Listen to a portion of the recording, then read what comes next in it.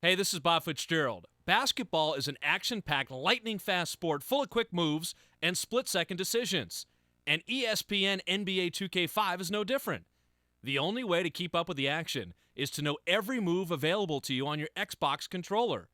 This set of videos will get you familiar with controlling your players and your team, how to make high-percentage shots, and prevent your opponents from scoring. The more you know how to play, the better your game will be, so let's get started. Every game begins with a tip-off, and gaining early control of the ball can seal the win in a close game. An icon will appear at the top center of the screen, showing the X button on a slider. The button starts off in the middle, but soon it'll start moving toward the opposing team. Tap your X button as rapidly as possible to pull the icon to your side of the meter. If the icon is on your side when the referee throws the ball, you'll win the tip-off. If it's on your opponent's side, they'll get first possession. Taller players will need fewer taps to win the tip-off, so be sure to have your tallest player make the jump. But even if your player is a little shorter than your opponent's, tapping the X button fast enough will earn you the ball. If your opponent is a lot taller, no amount of tapping will win, in which case, get ready to play defense. During play, your left thumbstick will move the player with the control icon. When on offense, this will usually be the player with the ball. So in this video, we'll talk about ball handler controls. The ball handler will dribble automatically as you move him around the court, so you're free to move him anywhere so long as you don't stop moving the ball. Just be careful not to step on a line for an out-of-bounds penalty or a backcourt violation. Pulling and holding the right trigger will turn on your player's turbo, making him move faster. Every player has a limited amount of turbo, and if it runs out, you'll go back to moving at your normal speed. Release the trigger, and the longer you wait, the more you'll get back. Some players use and recover turbo faster than others, so be careful about where and how much you use. Press the A button to pass the ball to another player. Passing is directional, so you'll need to move the left thumbstick in the direction of the receiving player. If you'd rather use your buttons to pass, press the black button to turn on the icon passing. A button will be assigned to each player, and pressing that button passes to him. Passing the ball can give the opposing team a chance at stealing it, so make sure you have a clear passing lane. Have your strongest passers handle the trickiest moves. A double tap of the A button will give a leading pass, so that the receiving player can take control of the ball while charging towards the net. Press the X button to shoot the ball. When you shoot, your player will jump, then release. Your chances of scoring are best if you release the X button at the peak of the jump, but a late or early release can score too. Some players are naturally better shooters than others, so while a shot from outside might be easy for some, it's nearly impossible for other players. A good habit is to make sure that most of your shots are made by your best shooters. Your other players should be doing everything they can to give your shooters a clear shot.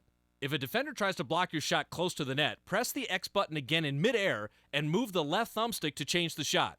Each direction on the stick will trigger a different change, so move the direction away from the blocker for the strongest shot.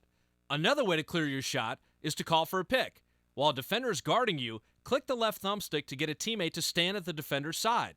Once the player is in position, move around him so the defender guarding you is held back. This should give you a moment to take a clean shot. The Y and B buttons execute special moves that are part of ESPN NBA 2K5's ISO Motion Squared controls. Watch the ISO Motion Squared video to get information on how to use these moves. There are special plays in ESPN NBA 2K5 your players can run by using the play call menu. Press the white button to bring up the menu, and each face button will be assigned a special play. Press the button for the play you want, and your players will get into position. The default plays are quick, basic setups, but you can use more sophisticated plays by changing the coaching options. Press the Start button to bring up the options menu. In the coaching menu, choose Playbooks, then choose the offense playbook type. In this menu, you'll see all the different plays available to your team. Find the one you want, then assign a button to it. The directional pad can also control your team by changing their playing style. Moving left or right selects whether to adjust tempo or aggressiveness, and moving up or down will increase or decrease the level. A higher tempo means playing away from the net for more fast breaks. A lower tempo means playing closer to the net for more rebounds. Higher aggressiveness means more steals and block attempts, and usually more fouls. Lower aggressiveness means conservative play with fewer risks. Knowing how to make a basket is important. So is knowing how to prevent the other team from making one. Defense is half of any good basketball game, and the same goes in ESPN NBA 2K5. Just like on offense, when you play defense, you control one player at a time. You'll always start by controlling the man playing the same position as the ball handler. So for a tip-off or an inbound, you'll play the point guard. Pressing the A button switches control to another player on your team. You'll switch to the man playing the same position as the ball handler, letting you follow the ball as it gets passed around the offense. If you're already controlling the closest player, you'll take the next closest. If you want to control someone else, press the black button for the defensive icon switch. The other 4 players will get assigned a button. Press the button to switch control to that player. Hold down the right trigger for turbo to get between the basket and a ball handler, or keep up with the running player. Players run slower when they're dribbling the ball, so you should be able to keep up with any ball handler. When you turbo, you face the direction you're moving in, but when you're not turboing, you'll face the ball. That's important to remember when you're guarding someone. Be sure not to use turbo when you're looking to block a shot or steal the ball. The B button has your player swipe at the ball.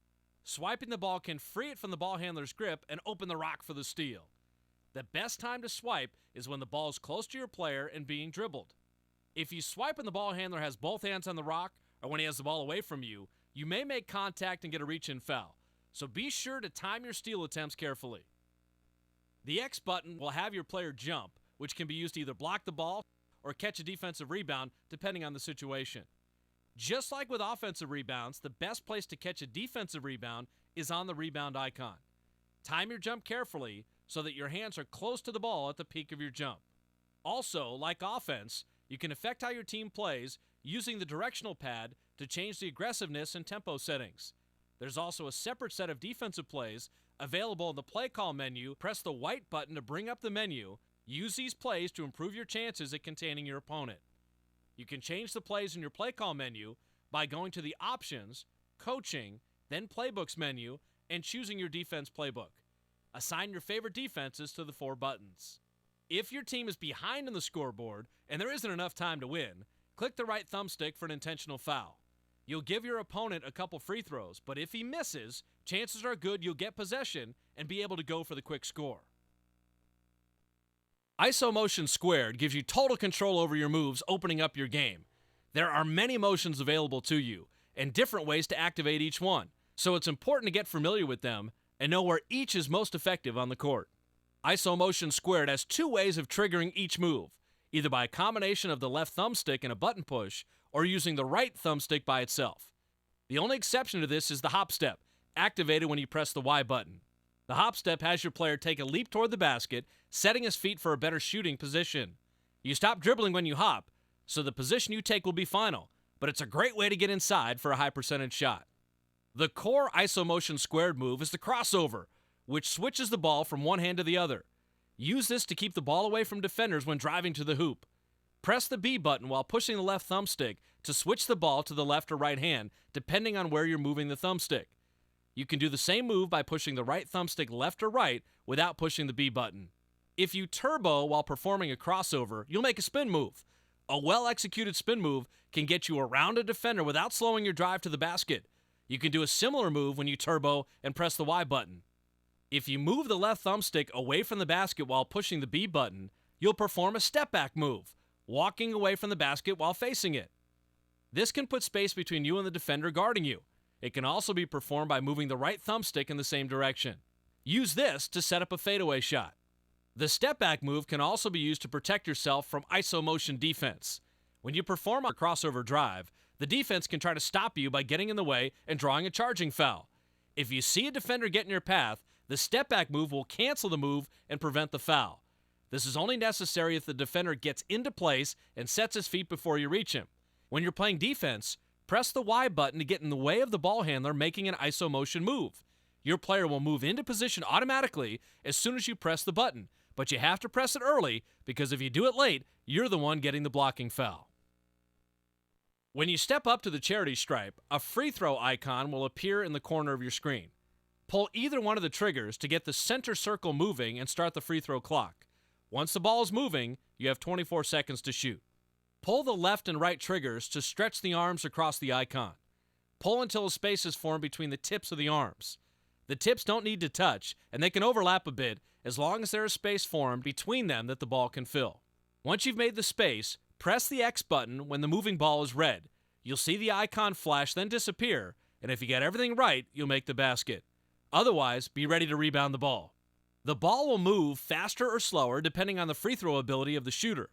You can practice your free throws by going to the game mode screen, entering practice, and choosing free throw. Free throws often make the difference in a close game, so be sure to get plenty of practice. That's good advice all around in ESPN NBA 2K5. Use standard practice to get your shots down, your defense tightened up, and your ISO motion squared polished. Once you're comfortable with all the controls, you'll be ready to walk away with your own NBA championship trophy. This is Bob Fitzgerald, and I'll see you on the court.